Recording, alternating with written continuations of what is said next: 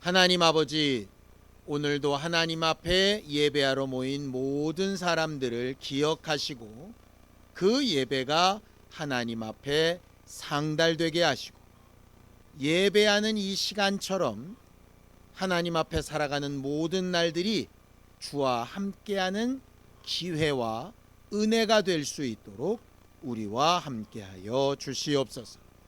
믿음으로 언금한 손길들 위에 복을 주시고 우리가 언제 어디서 누구와 무엇을 하든 그 자리에 하나님도 함께하고 계신 증거와 역사들이 나타나는 삶을 살도록 복의 복을 더하여 주시옵소서. 예수님의 이름으로 기도하였습니다.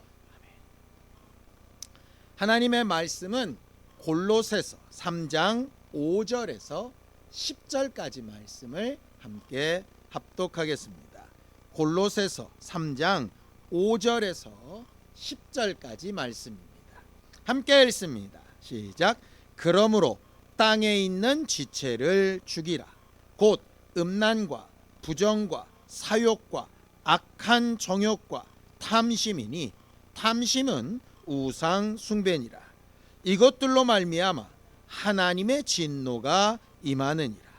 너희도 전에 그 가운데 살 때에는 그 가운데서 행하였으나 이제는 너희가 이 모든 것을 벗어버리라. 곧 분함과 노여움과 악의와 비방과 너희 입에 부끄러운 말이라. 너희가 서로 거짓말을 하지 말라. 옛사람과 그 행위를 벗어버리고 새 사람을 입었으니 이는 자기를 창조하신 이의 형상을 따라 지식에까지 새롭게 하심을 입은 자니라. 우리나라는 이게 새해를 맞는 게 2번이래 가지고 좀 복잡하죠. 근데 뭐 좋게 생각하면 우리가 평상시에는 하루하루 사는 게 너무 이제 바쁘고 정신이 없어서 큰 소망함이나 계획이나 이런 걸 잘 세우기 어려운데 보통 이제 새해가 되거나 어떤 큰 계기를 당하게 되면 이제 소망을 가지고 계획을 세우고 이렇게 하게 되지 않습니까? 새해가 되고 설이 되고 이렇게 2번 하다 보니까 다시 한번 이렇게 수정해서 소망을 세울 수 있는 기회가 된다는 점에서는 뭐 그리 나쁘지 않은 것 같기는 해요. 문제는 우리가 그렇게 소망을 세우고 계획을 세워도 그게 그대로 잘 이루어지지 않는다는 데 문제가 있죠. 능력이 부족해서이기도 하고 나는 최선을 다했는데 환경이나 형편이 안 도와줘서 그렇기도 합니다. 또 우리가 가질 수 있는 소망이라고 하는 것, 계획이라고 하는 게 그렇게 길지가 않은 것 같아요. 기껏해야 뭐 며칠, 몇 달, 길게 보면 몇 년, 몇십 년, 최대한 길게 한다고 해봐야 우리의 노후 생활에 대한 소망 정도? 그 정도인 것 같죠.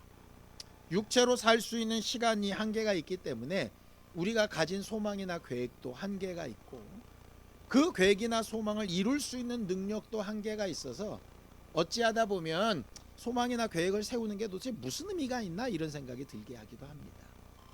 근데 믿음과 소망과 사랑은 항상 있을 것이다 이렇게 얘기하셨잖아요. 그러니까 신앙생활하는 우리한테 믿음하고 사랑과 함께 꼭 맨날 같이 가야 되는 게 이 소망이라고 하는 부분입니다.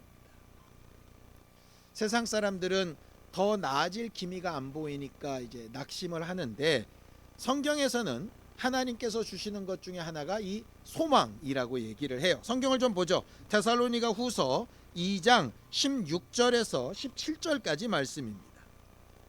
함께 읽습니다. 시작. 우리 주 예수 그리스도와 우리를 사랑하시고 영원한 위로와 좋은 소망을 은혜로 주신 하나님 우리 아버지께서 너희 마음을 위로하시고 모든 선한 일과 말에 굳건하게 하시기를 원한다 이렇게 되어져 있습니다. 하나님에 대해서 뭐라고 설명하느냐?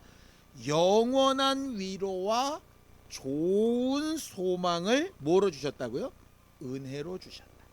그러니까 우리가 은혜 받았다, 기회를 얻었다라고 말하는 것의 다른 말이 뭐냐면 영원한 위로와, 이 영원한 위로라고 하는 건 계속되어지는 이라고 하는 뜻입니다.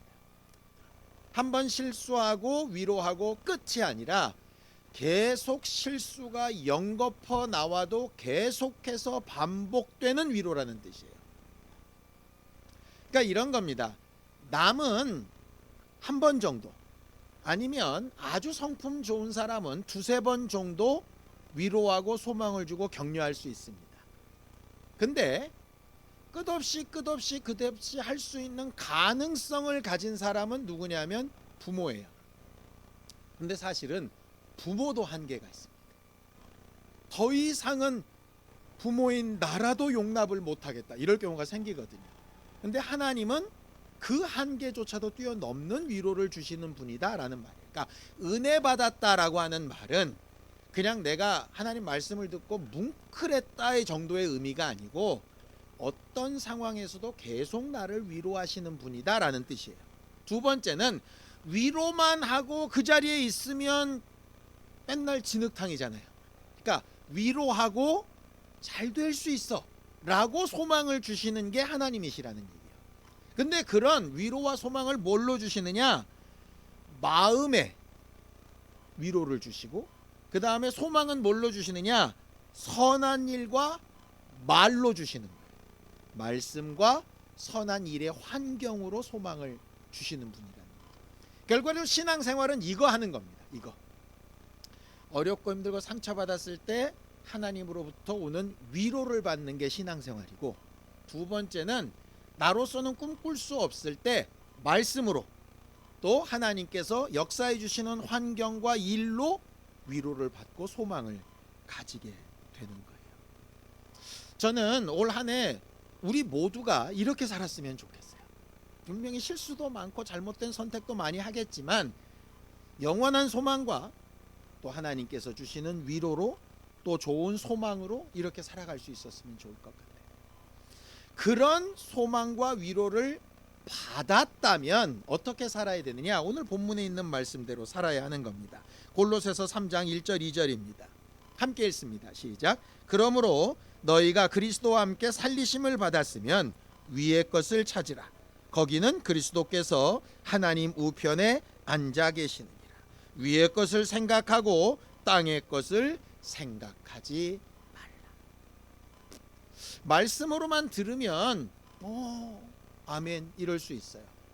근데 구체적으로 그럼 내가 어떻게 살아야지? 라고 질문을 하게 되면 이제 질문이 나오게 됩니다. 그럼 위의 것을 생각하고 땅의 것을 생각하지 말라는 말이 뭘까? 아니, 이 땅에서 지금 우리가 살고 있는데 이 땅의 것을 생각하지 말라는 건 우리 아이를 어떻게 키울까? 이것도 땅의 것을 생각하는 것 같고, 내가 월급이 얼만데 이걸 어떻게 쪼개가지고 뭘 할까? 이것도 땅의 것 같고, 내가 저 사람이랑 좀 문제가 있는데 이걸 어떻게 풀지? 뭐 이것도 땅의 것 같고, 그렇잖아요. 위의 것을 찾으라니까 하늘나라 쳐다보고 빨리 죽었으면 좋겠다 이러고 있는 게 위의 것을 찾는 건가? 이게 말씀으로 그냥 들었을 때는 아멘 할 수 있는데 실제로 그렇게 살아보려고 하면 정확하게 뭐지? 이런 생각이 들게 돼요. 성경에는 이렇게 굉장히 극단적으로 이분법을 설명하는 말씀들이 꽤 많이 있습니다. 그래서 신앙생활할 때 되게 어려운 거예요. 나는 영혼도 가지고 있지만 육체도 가지고 있거든요. 제가 목사이기도 하지만 가정생활도 해야 되거든요. 직장생활도 있지만 친구관계도 있고요. 부모이기도 하면서 자식이기도 해요. 근데 이게 막 중첩되어 있는 삶을 내가 사는데 자꾸 말씀을 보다 보면 극단적으로 이건 옳고 이건 틀리고 이렇게 말하는 것 같은 게 너무 많은 거죠.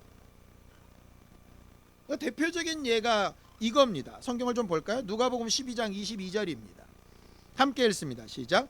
또 제자들에게 이르시되 그러므로 내가 너희에게 이르노니 너희 목숨을 위하여 무엇을 먹을까? 몸을 위하여 무엇을 입을까? 염려하지 말아라. 이렇게 되어 있습니다. 심지어는 그 앞에는 구하지도 말아라 이렇게 되어 있어요. 근데 보세요. 여러분들 평소에 뭐 기도합니까?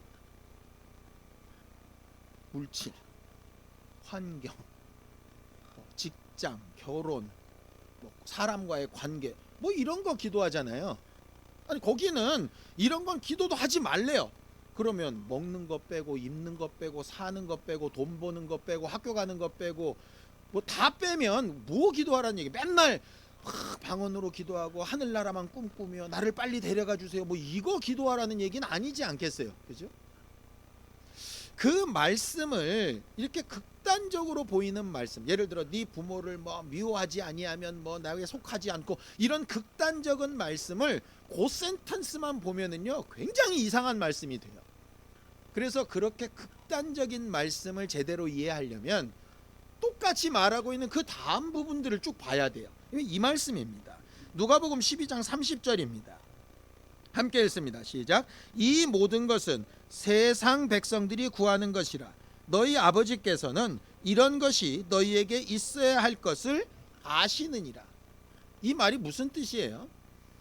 하나님도 아시는 바와 같이 먹는 것, 마시는 것, 입는 것, 쓰는 것 필요하다, 필요하지 않다, 필요하다는 얘기예요.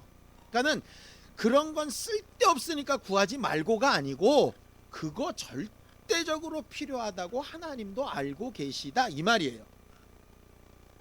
그러면 아니 절대적으로 필요하다는 걸 아시는 하나님이 절대적으로 필요해서 구하는데 왜 그건 구하지 말라 그러시냐? 이유가 나와야 되지 않겠습니까? 그래서 아까 읽었던 말씀을 다시 한번 봤더니 밑줄 친 부분을 중심으로 다시 보세요. 다시 한번 읽겠습니다. 시작. 또 제자들에게 이르시되 그러므로 내가 너희에게 이르노니 너희 목숨을 위하여 무엇을 먹을까? 몸을 위하여 무엇을 입을까? 염려하지 말아라. 우린 자꾸 어디에 중심이 가냐면 먹을까 입을까 구하지 말라, 여기에 가 있어요. 근데 성경은 무조건 먹을 것 입을 것을 구하지 말란 말이 아니고 목숨 위해서, 몸을 위해서만 구하는 것이라면 필요 없다는 얘기예요. 왜냐? 지금도 우리는 입고 있고 먹고 있으니까요. 내일 걱정할 거요? 그건 내일 내가 목숨이 있어야 걱정하는 거죠. 내 육신이나 내 목숨을 위해서라면 그 목숨과 내 육체의 삶을 주시는 분이 따로 계시기 때문에 그분이 주시면 그만큼 주실 거고, 그분이 안 주시면 내가 쌓아놔봐야 소용이 없으니까 그 부분은 필요 없다는 얘기예요. 그럼 무슨 얘기냐? 먹을 것 입을 것을 구하지 말라가 중요한 게 아니고 먹을 것 입을 것을 구하는데 왜 구하냐가 중요한 거죠. 왜 구하냐? 그래서 위의 것을 찾으라는 말이 그 말이에요. 그러니까는 세상 사람들과 똑같이 돈 법니다. 예수 믿는 사람이라고 돈 버는 일이 필요 없지 않아요. 그래서 직장을 위해서도 기도해야 되고, 돈을 벌기 위해서도 기도해야 되고, 집을 위해서도 기도해야 되고, 공부를 위해서도 기도해야 됩니다. 그런데 뭐가 다르냐?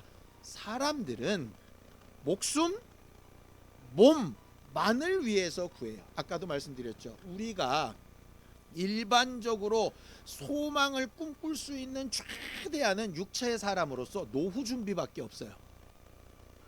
그런데 위의 것을 찾는 건 노후 준비 그 다음 준비를 얘기하는 거거든요. 그러니까 물질을 구해도 좋고 옷을 구해도 좋고 직장을 구해도 좋은데 노후 준비까지만 구하지 말고 그 다음 위에까지 구해야 되는 거예요. 그 얘기를 하시는 거예요. 그러니까는 자꾸 구하지 말라의 포인트를 잡지 말고 구해야 되고 있어야 되는지 당연히 아시는데 어디까지 더 구해야 되느냐까지 봐야 되는 거죠. 쉽게 얘기하면 오늘만 사는 인생 같으면 사실은 돌아볼 이유가 하나도 없어요. 여러분들, 우리가 나중에 또 만날 가능성이 있고, 나중에 그 사람을 통해서 내가 도움을 받을 가능성이 있고, 언제 내가 어려워질 때 저 사람을 잘 알고 있으면 나한테 큰 유익이 되겠다는 생각이 들면 그 사람을 어떻게든 관계를 좋게 하고 잘 관계를 이어나가려고 노력을 할 겁니다. 그렇죠? 그런데 여러분들 이런 거 있잖아요. 늘상 동네 장사를 하는 식당은 장난을 별로 못 칩니다. 왜? 그 사람을 계속 볼 거기 때문에. 그런데 뜨내기로 한번 왔다 가는 장사는 그렇게 신경 쓸 필요가 없어요. 왜? 마음속에 이런 게 있거든요. 내가 언제 너를 또 보랴. 그러니 굳이 관계를 더 좋게 할 필요가 없어요. 별다른 자기의 인생의 목표나 소망이 다른 사람들을, 모르는 사람도 다 나를 칭찬하게 하리라, 뭐 이런 꿈이 없는 바에야 오늘만 살고 오늘만 본 일생이면 뭐 그렇게 열심히 살아요? 뭐 그렇게 신경 쓰고 살아요? 결국 어떤 데에다가 내 소망을 딱 두느냐에 따라서 내 하는 선택과 결정이 완전히 다 달라져 버려요. 결국 하나님의 말씀은 그 부분이에요. 위의 것을 찾고 땅의 것을 생각하지 말라는 말을, 또 땅의 거는 필요 없는 거야, 쓸데없는 거야, 육체는 아주 그냥 진 이겨버려야 되는 거야, 이런 뜻으로 해석하면 되게 오해가 되는 거예요. 똑같이 제대로 살고 잘 살고 평안하게 살려고 하는데 목적이 땅에 머물지 말고 그 다음까지 가라는 거죠. 그게 그 말씀이에요. 그래놓고 봤더니 본문에 똑같이 이런 말씀이 있는 겁니다. 골로새서 3장 5절입니다. 함께 읽습니다. 시작. 그러므로 땅에 있는 지체를 죽이라. 곧 음란과 부정과 사욕과 악한 정욕과 탐심이니, 탐심은 우상숭배니라, 이렇게 되어 있습니다. 오늘 제가 제목을 우상숭배하지 맙시다 라고 이렇게 정했습니다. 교회를 오랫동안 열심히 정상적으로 잘 출석하며 신앙생활하는 사람들 입에서는 저런 설교는 새신자들이나 믿지 않는 사람들, 아직 가정에서 제사 문제가 해결되지 않는 사람들한테나 해당되는 문제일 거라고 생각할 수 있을 겁니다. 왜냐? 우상 숭배하면 어디 가서 신상에 놓고 절을 하던가, 타 종교에 가서 예배를 하던가, 아니면 점을 치러 가던가, 무당을 통해서 구술하던가, 뭐 이래야 우상 숭배라고 생각을 하는 거죠. 근데 오늘 성경 본문에 나온 우상 숭배의 내용은 전혀 다릅니다. 뭐라고 되어 있냐? 음란, 부정, 사욕, 악한 정욕, 탐심, 이게 우상 숭배라는 얘기. 물론 탐심은 우상 숭배니라 이렇게 돼 있는데요, 탐심만 우상 숭배라는 얘기가 아니고요, 앞에 있는 모든 것들을 뭉뚱그려서 한마디로 하면 탐심이고, 그 탐심은 우상 숭배라는 얘기예요. 여러분, 음란이 뭡니까? 음란, 남편과 아내가 막 사랑하고 애정 행각을 합니다. 남들이 볼 때는 눈꼴이 좀 실 수 있으나 음란입니까? 아닙니까? 아닙니다. 정상적인 관계에서는 음란이 아닙니다. 언제가 음란이냐? 내가, 내 아내가 있는데 다른 여자랑 애정 행각을 하면 음란입니다. 그렇죠? 결혼까지 안 갔어도 내가 내 애인이 있고 내가 교제하고 있는 사람이 있는데 다른 사람과 똑같은 일을 하면 그건 음란입니다. 음란의 의미는 그거예요. 음란은 얼마나 헐벗었냐가 음란의 기준이 아니고요, 정상적인 상황에서 하는 거냐 아니냐의 문제인 거예요. 부정도 마찬가지입니다. 우리는 세상 살아가면서 수없이 많은 방법을 씁니다. 그죠? 그런데 부정한 방법과 정한 방법이 뭐가 다르죠? 합법적이면 정한 방법이고요, 법의 테두리를 넘어가면 부정한 방법. 사욕은 뭐냐면요, 사사로운 욕심이라는 얘기입니다. 우리는 다 사사로운 욕심을 가지고 있어요. 그러니 각자 사욕을 위해서 사는 건 나쁜 일 아닙니다. 여기서 말하는 사욕은 공적인 일을 하는데 사사로운 욕심을 챙기는 걸 말하는 거예요. 예를 들어 목사가 헌금으로 자기 일을 위해서 쓴다건 이건 사욕이죠. 그러니까 원래 정해진 권리를 넘어서는 것을 사욕이라고 부릅니다. 그 다음에 악한 정욕 이렇게 되어 있습니다. 여러분, 정욕은 나쁜 게 아닙니다. 자꾸 정욕을 나쁘게 보는데요, 정욕은 정상적인 거예요. 식욕이 있어야 먹으려고 하고요, 수면욕이 있어야 자려고 하고요, 뭔가 성취욕이 있어야 뭔가를 이루려고 해요. 그렇잖아요. 그런데 악한 정욕은 뭐냐 하면 정상적이지 않은 방법으로 욕심을 이루는 걸 악한 정욕이라고 하는 거예요. 거기를 모든 걸 뭉뚱그려서 하는 게 탐심인데, 탐심은 뭐냐면 도에 지나는 욕심이라는 말이에요. 이 모든 걸 한마디로 딱 저보고 정리하라 그러면 딱 이겁니다. 요셉. 요셉이 무슨 뜻이죠? 혹시 아십니까? 라헬이 아이를 낳고 요셉 그럽니다. 뭡니까? 하나 더. 하나 더. 아이를 못 가지고 몇 년 동안을 고생을 했어요. 근데 요셉을 딱 낳았어요. 너무 감사하고 너무 기뻐해야 되는데 하나 갖고 만족이 안 되는 거예요. 그래서 요셉입니다. 하나 더. 그러고 봤더니 음란이 뭡니까? 자기 아내나 자기 교제하는 여자친구가 있어요. 그런데 하나 더. 사역도 마찬가지입니다. 공적으로 일하는 부분에서도 자기 유익이 있어요. 근데 요거보다 조금 더 다른 거 더. 정욕이 어느 정도 채워졌는데 그것보다 더 다른 방법. 탐심은 내가 가진 게 있는데 이거보다 더. 결국 우상 숭배는 뭐냐? 더입니다. 더. 정상적이지 않은 방법으로 더. 이게 우상 숭배예요. 점쟁이한테 왜 가죠? 내 가진 상황이나 이런 것보다 하나 뭐를 좀 초월해서 뭔가를 이루고 싶으니까. 무당도 마찬가지. 다른 신에 가서 비는 것도 마찬가지. 결국 더. 내가 가지고 누리고 내게 주신 것 말고 더. 그게 우상 숭배예요. 자, 그게 우상 숭배라면 우리 중에 우상 숭배에서 자유로울 사람 누구 있습니까? 자유로울 사람 없죠. 제가 설교를 하면서도 제가 너무 찔려가지고요. 우상 숭배하는 사람이 여기 서서 설교라니 이게 말이 되는 일이냐고요. 그러니까 우상 숭배는 뭐냐? 더, 조금 더. 이만큼 주셨는데 더. 이만큼 잘 됐는데 더. 막 더. 그게 우상 숭배. 거기에 매여버려. 자, 그럼 그렇게 우상 숭배에 아무도 자유로울 수 없는데 우상 숭배하면 어떻게 해야 되냐? 그럼 어떻게 해야 될까? 이거 어떻게 해결해야 돼요? 방법은 이렇게 돼 있죠. 골로새서 3장 9절에서 10절입니다. 함께 읽습니다. 시작. 너희가 서로 거짓말을 하지 말라. 옛사람과 그 행위를 벗어버리고 새 사람을 입었으니 이는 자기를 창조하신 이의 형상을 따라 지식에까지 새롭게 하심을 입은 자니라. 왜 거짓말하지 말라고 하셨을까? 이 말입니다. 아닌 척 하지 마라. 아닌 척. 예수께서 살인하지 말라 이렇게 가르쳤더니 바리새인들이 얘기합니다. 난 살인 안 했는데요. 근데 예수께서 뭐라 그러시죠? 형제를 미워하는 자마다 살인하는 자다. 이 말은 뭡니까? 겉으로는 살인 안 했지만 네 안에서는 벌써 수십 번 사람을 죽이고 살리고 했던 것 거짓말하지 말고 인정해라. 그거예요. 그러니까 옛사람을 벗어버리라 이 얘기는 탐심을 버려야 되는데 죽었다 깨나도 안 버려집니다. 사욕을 버려야 되는데 죽었다 깨나도 안 됩니다.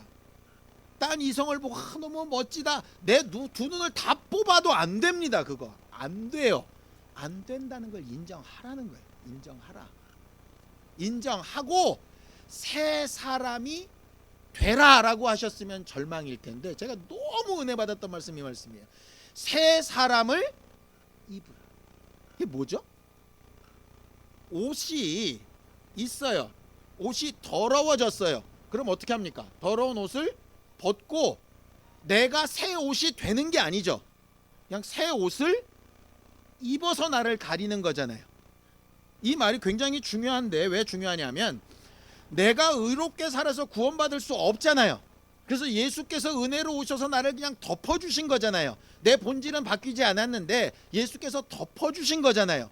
그것처럼 일상의 생활도 그렇게 하라는 거. 그렇게 하려면 뭐가 중요하냐? 첫 번째, 거짓말하지 말고 네가 지금 어떻게 잘못 살고 있는지를 인정하고 하는 거죠. 근데 바리새인들의 특성이 뭡니까?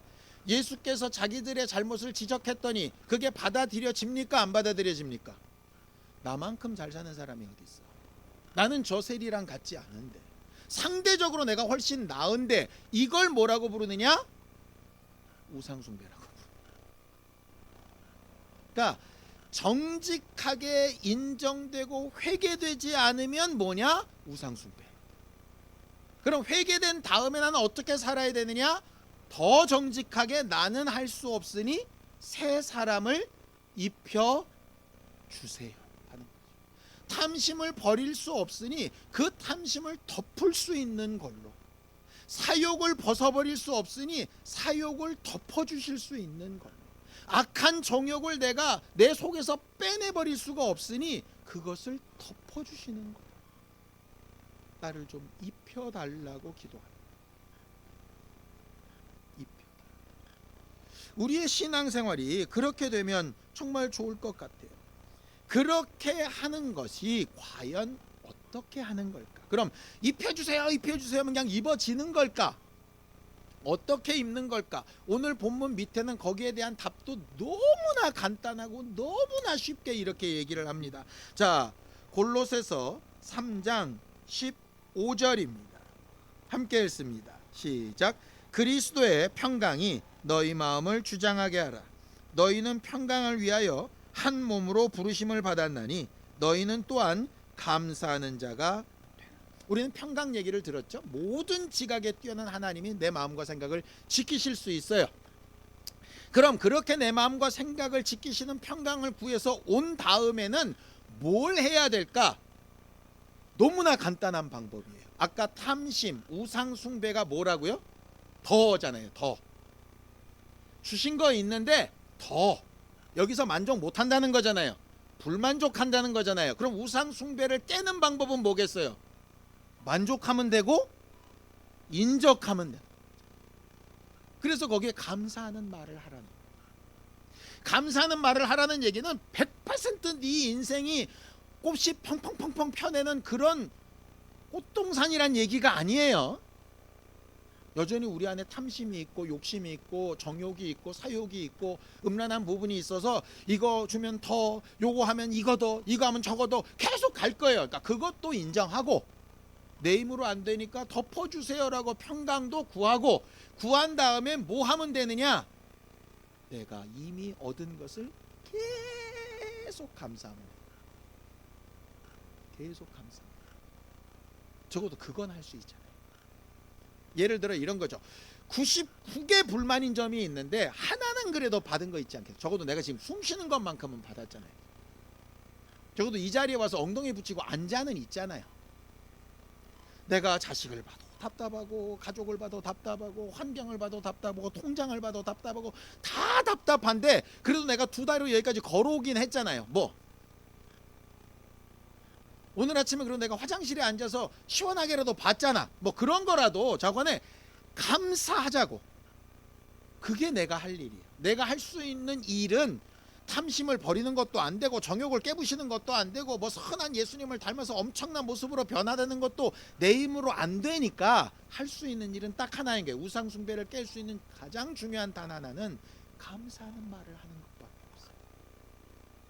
내 마음에 만족이 안 되고, 남들이 봐도 마음이 안 들고, 남들이 봐도 뭐 저딴 걸 가지고 저런 인생이 무슨 뭐 저런 얘기를 하냐 할지언정, 위의 것을 찾는 삶은, 하나님 여긴 너무 싫으니까 빨리 데려가 주세요가 위의 것을 찾는 삶이 아니라, 욕모양 욕골로 살아도 이렇게 하신 것만큼은 감사합니다라고 인정하는 게 위의 것을 찾는 삶이라는 거죠. 그게 믿음으로 사는 삶. 그랬더니 말씀에 이렇게 되어 있더라고요. 디모데전서 6장 6절입니다. 함께 읽습니다. 시작. 그러나 자족하는 마음이 있으면 경건은 큰 이익이 되느니라. 경건이 뭡니까? 우리가 기도하고 말씀 읽고 말씀 듣고 예배하고 봉사하고 하는 모든 이렇게 구별된 행동, 소위 신앙생활이라고 하는 모든 행동이 경건이에요. 근데 경건이 경건되는 능력이 되려면 뭐 해야 되느냐? 자족해야 된대요.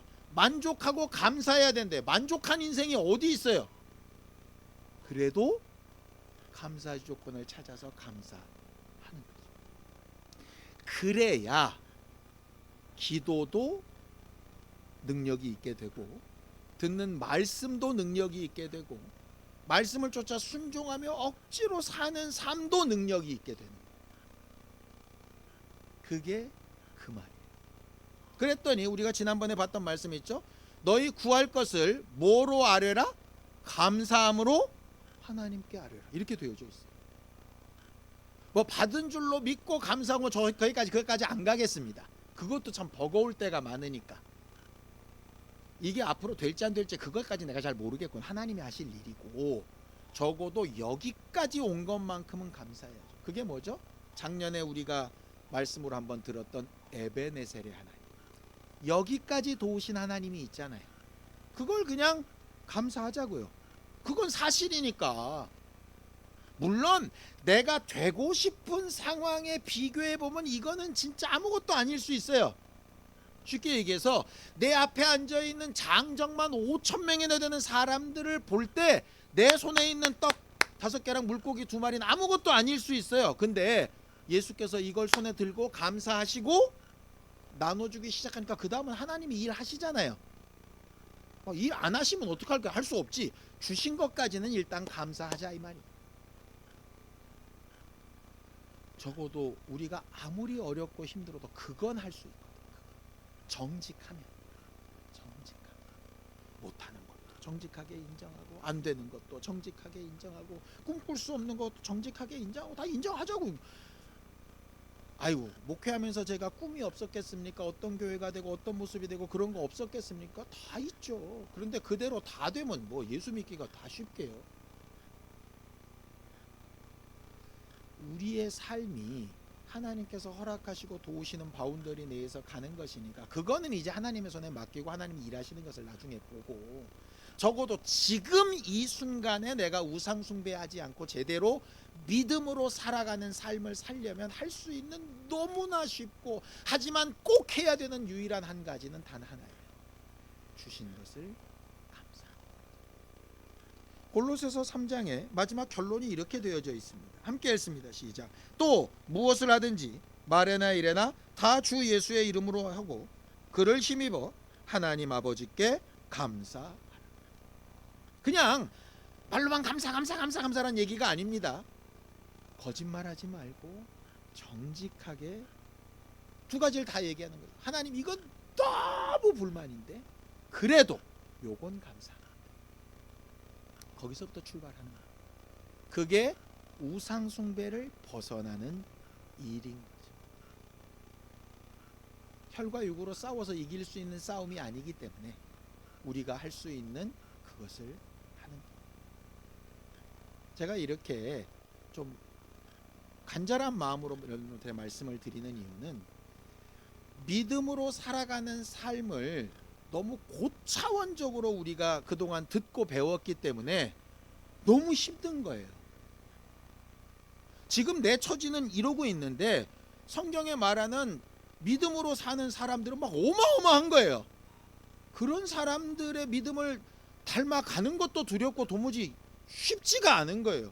예를 들어 아브라함처럼 애를 구했는데 25년 만에 온다 그러면 그거 구하겠습니까? 그건 아브라함이나 하는 거지. 이렇게 얘기할 수 있잖아요. 그러니까 그런 걸 지금 당장 우리한테 요구하시는 게 아니고 믿음으로 살아가는 삶은 안 되는 저 멀리 있는 것을 신기루 쫓듯이 쫓는 삶을 살려고 하다 보니까 맨날 내 삶은 여기인데 믿음은 저만큼 가 있고 이렇게 어려우니까 쉬운 것부터 하자고요. 할 수 있는 것부터 하자고요. 제일 할 수 있는 건 딱 하나예요. 감사하는 일부터 하자고요. 그러면 우상 숭배를 벗어나는 거예요. 우상 숭배만큼은 반드시 하나님께서 저주한다고 하셨는데 저도 그 저주의 그늘은 벗어날 수 있잖아요. 감사하고 그 다음 또 기회를 주시고 영원한 위로와 좋은 소망을 주시면 또 감사하고 또 감사하고 한 걸음씩 밟는 거죠. 그렇게 밟아가다 보니 바닥인 줄 알았더니 어느덧 63층에 서 있네? 이렇게 되는 거예요. 그리고 주님 부르시는 날 나도 모르는 사이 주님 앞에 여기까지 왔습니다 라고 말할 수 있어요. 저도 그렇게 되기를 바라고 우리 모두가 그렇게 되기를 바라요. 차라리 처음 예수 믿는 사람들은 이게 굉장히 쉬울 수 있어요. 왜? 내가 뭐 이렇게 보일 게 없으니까. 그런데 바리새인들이 엄청 힘들었던 이유는 뭐냐? 세상 모든 사람들이 바리새인을 엄청나게 경건하고 대단한 사람으로 인정하고 있는데 실상은 아니거든요. 그걸 인정하는 게 너무 힘든 거예요. 올 한 해 다른 사람한테 떠들 수는 없지만 창피하니까 적어도 나와 하나님 사이만큼은 거짓말 없이 정직하게 감사하는 말을 하면서 우상 숭배를 피하고 영원한 소망을 향해서 한 걸음씩 나아가는 우리 모두가 될 수 있게 되기를 예수님의 이름으로 축원합니다. 함께 기도하겠습니다. 하나님 아버지, 하나님께서 우리를 도우시고 인도하셔서 우리에게 좋은 소망과 영원한 위로를 더하여 주시고, 하나님께서 우리 마음을 위로하시고 선한 일과 말로 굳건하게 하셔서 하나님께서 우리와 함께 일해 나가시는 모든 과정들을 보고 느끼고 바라고 소망하고 또 인정하고 체험하고 또 전달하는 거룩한 교회로 성장해 나아가게 도우시고 인도하여 주옵소서. 무엇을 구하고 무엇을 사모하든 어디까지 목표를 놓고 내가 구해야 되는지를 분별할 줄 알게 하여 주시고, 정말 여러 가지 상황과 환경 가운데 우상 숭배처럼 우리 마음을 들쑤시고 있는 여러 가지 일들이 있는 것을 정직하게 고백하오니 하나님 앞에 감사할 조건을 찾고 정직하게 인정하고 자족하는 마음으로 경건이 큰 이익이 되어 능력으로 나타날 수 있도록 인도받고 또 인도받는 신실한 우리 모두가 되게 도우시고 역사하여 주시옵소서. 하나님 아버지, 우리 입술에 감사하는 말을 고백할 수 있도록 보는 것과 듣는 것과 말하는 것과 생각하는 것과 느끼는 것에 불만족보다 이미 주신 것을 인정하는 정직함이 있게 도와주시고, 우리의 힘과 능력으로 될 수 없는 것을 주님의 손에 올려놓고 하나님이 역사하시고 일해 나가시는 과정을 보려는 소망함을 얻게 도와주시옵소서. 살아가는 동안 우상 숭배하는 일에서 우리가 영원히 벗어날 수는 없겠지만 그런 일이 있을 때마다 정직하게 고백하고 새 사람을 입어가며 한 걸음씩 한 걸음씩 주 앞에 나아가는 믿음으로 살아가는 교회가 되게 도와주시옵소서. 예수님의 이름으로 기도하였습니다. 아멘. 이제는 우리 주 예수 그리스도의 은혜와 하나님 아버지의 극진하신 사랑과 성령님의 감동하시고 함께 하시는 분명한 증거가 감사함으로 우상 숭배를 하지 않기로 결심하는 우리 모두 위에 이제로부터 영원까지 함께 있을지어다. 아멘.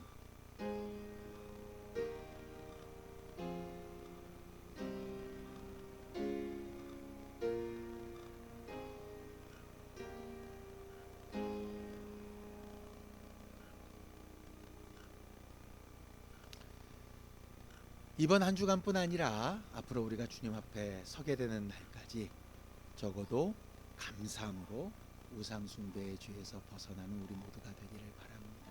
수고하셨습니다. 감사합니다.